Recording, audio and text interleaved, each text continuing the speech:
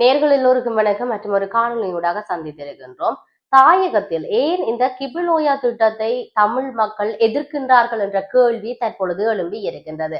கிபிலோயா திட்டத்துக்கு முல்லைத்தீவு மக்கள் அதே போன்று வவுனியா மக்கள் ஏன் எதிர்ப்பு ஆர்ப்பாட்டங்களை செய்கின்றார்கள்?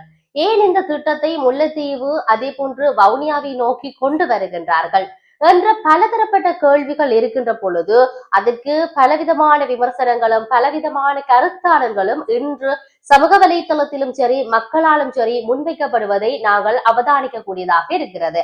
அந்த வகையில் வவுனியா மற்றும் முல்லைத்தீவு மாவட்டங்கள் அமைக்கப்பட இருக்கின்ற இந்த உத்தேச கிபுல் ஓயா நீர்ப்பாசன திட்டத்துக்கு தமிழர்கள் பாரிய எதிர்ப்பை வெளியிட்டு வருகிறார்கள். கிபில் ஓயா நீர்த்தேக்க திட்டத்தை கைவிடுமாறு கோரி வவுனியாவில் பாரிய ஆர்ப்பாட்டம் ஒன்று அண்மையில் ஏற்பாடு செய்யப்பட்டதோடு தொடர்ச்சியாக பல்வேறு வகையிலும் தமது எதிர்ப்புகளை தமிழர்கள் வெளியிட்டு வருகின்றார்கள். வடக்கு மாகாணத்தை பிரதிநிதித்துவப்படுத்தும் பெரும்பாலான தமிழ் கட்சிகள் இந்த திட்டத்துக்கு தங்களுடைய எதிர்ப்புகளை பதிவு செய்து வருவதை அவதானிக்க கூடியதாக இருக்கிறது. தமிழர் பகுதியில் நிர்மாணிக்கப்படவுள்ள இந்த திட்டத்துக்கு தமிழர்களே ஏன் எதிர்ப்பை வெளியிடுகின்றார்கள் என்றதுதான் இப்ப இருக்கக்கூடிய மிகப்பெரிய கேள்வி. வவுனியா மற்றும் முல்லைத்தீவு ஆகிய மாவட்டங்களில் இருக்கக்கூடிய காணிகளில் 1983ஆம் ஆண்டு குடியமர்த்தப்பட்ட சிங்கள மக்களுக்கான நீர் தேவையை பூர்த்தி செய்வதற்கு உருவாக்கப்பட்ட இந்த திட்டமே கிபில் ஓயா திட்டம் என தமிழர்கள் குற்றச்சாட்டுகளை முன்வைத்து வருகின்றார்கள். குறித்த பகுதிகளில் வாழக்கூடிய சிங்கள மக்களினால் செய்கை செய்யப்பட்டிருக்கக்கூடிய அந்த விவசாய நிலங்களும் அவர்களின் அன்றாட நடவடிக்கைகளுக்கு தேவையான நீர் இந்த திட்டத்தினூடாக வழங்கப்பட இருக்குது என தமிழர்கள் குற்றச்சாட்டுகளை முன்வைத்து வருகிறார்கள். 2011ஆம் ஆண்டு கிபுலோயா திட்டத்துக்கு யோசனை முன்வைக்கப்பட்ட போதிலும் பல்வேறு காரணங்களினால இந்த திட்டப்பணியை முன்னெடுக்க முடியவில்லை என்ற விடயம் சொல்லப்படுகிறது.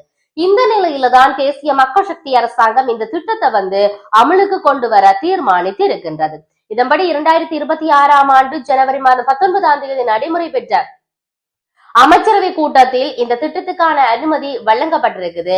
முன்மொழியப்பட்ட இந்த திட்டம் வவுனியா மாவட்டத்தில் அமைந்திருக்கக்கூடிய மா ஓயாவின் முக்கிய துணை நதியான கிபில் ஓயாவை குறுக்காக அணை அமைத்து கிபில் ஓயா நீர்த்தேக்கத்தை உருவாக்குவதை நோக்கமாக கொண்டிருக்கின்றார்கள். இந்த திட்டத்தின் மூலம் 1700 ஹெக்டேயர் புதிய நிலங்கள்ல விவசாயம் செய்ய நீர் வழங்கப்பட்டிருப்பதோடு ஏற்கனவே உள்ள 700 ஹெக்டேயர் நிலங்களில் பயிர் செய்கை திறனை மேம்படுத்த திட்டமிடப்பட்டுள்ளதாக கிபில் ஓயா தொடர்பான அறிக்கையில சொல்லப்பட்டிருக்கின்றது. இதுல இன்னொரு விடயம் என்னவென்று சொன்னால், எதிர்ப்பில் ஈடுபடுவோர் என்ன சொல்லுகின்றார்கள் என்ற மிகப்பெரிய கேள்விகள் இருக்கிறது.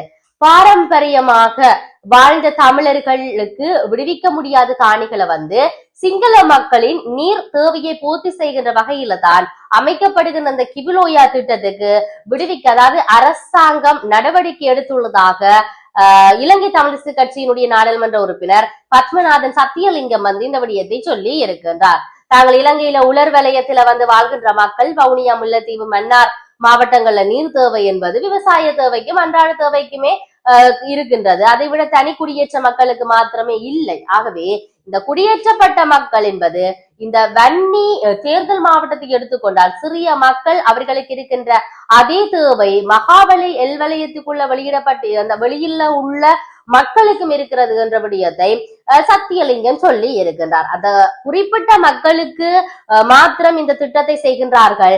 ஏனைய மக்கள் கைவிடப்பட்ட மக்களாகவே இருந்த போதும் இருக்கின்றார்கள் இப்பொழுதும் என்ற விடயம் சொல்லப்படுகிறது. யுத்தம் இடம்பெற்ற பகுதிகளில் பலர் மீள்குடியேற்றம் ஏறி இருக்கிறார்கள். அவர்கள் வாழ்ந்த பாரம்பரிய பூமி இன்று காடாகி இருக்கிறது. 2014ஆம் ஆண்டு இருந்த அரசாங்கம் கூகுள் வரைபடத்துக்குள்ள எங்கேயெல்லாம் பச்சை நிறமாக இருந்ததோ அந்த நிலங்களை வனவள திணைக்களத்துக்கு கையகப்படுத்தி இருப்பதாக வர்த்தமானி ஊடாக அறிவித்திருக்கிறது என்ற விடயத்தையும் நாங்கள் சொல்லக்கூடியதாக இருக்கிறது. இந்த இப்படி அறிவித்த அந்த பிரதேசத்துக்குள்ள தமிழ் மக்கள் வாழ்ந்த கிராமங்கள் அவர்கள் பயிர் செய்த நீர்ப்பாசன குளங்கள் அதே போன்று வயல்கள் எல்லாம் அதற்குள் உள்ளடங்குகின்றது என்ற விடயம்தான் இங்கு கவலைக்குரிய விடயமாக இருப்பதாக சொல்லப்படுகிறது.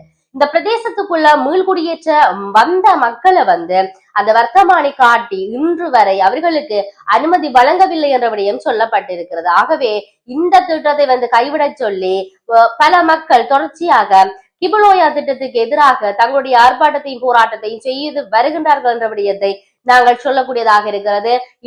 இது சார்ந்து வவுனியாவின் வடக்கு பிரதேச சபையினுடைய தவிசாளர் கிருஷ்ணவேணி திருநாவுக்கரசு கருத்துக்களை சொல்லியிருக்கிறார். அதே போன்று முல்லைத்தீவு மாவட்ட நாடாளுமன்ற உறுப்பினர் ரவிகரன் இது சார்ந்த கருத்துக்களை சொல்லியிருக்கிறார். சமூக செயற்பாட்டாளர் மாணிக்கம் ஜெயராஜ் ஜெகன் இது சார்ந்த இன்னும் பல கருத்துக்களை சொல்லி இருப்பது எல்லாம் நாங்கள் பார்க்கக்கூடியதாக இருக்கிறது. ஆகவே இது இப்பொழுது அதிகரித்து வரக்கூடிய பயத்தை காட்டுகின்றது. அதாவது மக்களுக்கு கிபிலோயா திட்டம் என்ற ஒன்று தேவையில்லை என்ற விடயத்தையும் சொல்லி இருக்கின்றார்கள். அதற்கு தாயகத்தில் இருக்கக்கூடிய இந்த கிபிலோயா திட்டத்தை கொண்டு வரக்கூடிய பகுதிகள் மாவட்டங்களில் இருக்கக்கூடிய மக்கள் எதிர்ப்புகளை தெரிவித்துக் கொண்டிருக்கிறார்கள். நாங்கள் பொறுத்திருந்து பார்ப்போம். உண்மையிலேயே இந்த திட்டம் மக்களால எதிர்ப்புகளை தெரிவிக்கின்ற பொழுது அரசு கொஞ்சம் கவனம் எடுக்குமா, இல்லாட்டி அமல்படுத்திய திட்டத்தை நடைமுறைப்படுத்துமா, அதுல இருக்கக்கூடிய நன்மைகள் என்ன, தீமைகள் என்ன, அது இருக்கக்கூடிய உண்மைத்தன்மை என்ன என்பது எல்லாத்தையும் நாங்கள் பார்க்க வேண்டிய தேவை இருக்கின்றது. பொறுத்திருந்து பார்ப்போம். மற்றும் ஒரு பதிவுடாக சந்திப்போம். வணக்கம்.